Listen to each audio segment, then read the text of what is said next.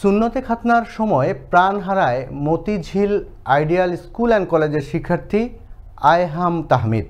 এ ঘটনার সাথে জড়িত রাজধানীর মালিবাগের জিএস হসপিটালের ডাক্তার এস.এম. মুক্তাদির সহ সংশ্লিষ্টদের বিরুদ্ধে বিচারের দাবিতে মানববন্ধন করল নিহত শিশুর বাবা মা সহ শিক্ষার্থী ও অভিভাবকরা।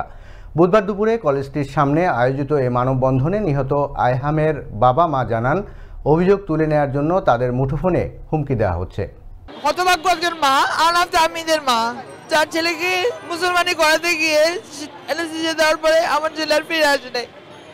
আমি কখনো ভাবি না আজকে আমার এইভাবে দাঁড়াতে হবে প্লেকার্ডে আমার ছেলে বিচার চাওয়ার জন্য। আমি একজন হতভাগ্য মা হিসেবে, মাননীয় প্রধানমন্ত্রী, একজন মুক্তিযোদ্ধা সন্তান হিসেবে সরাসরি আপনার হস্তক্ষেপ কামনা করছি। সুষ্ঠু বিচারের জন্যই আমি আজকে মানববন্ধনটা করা।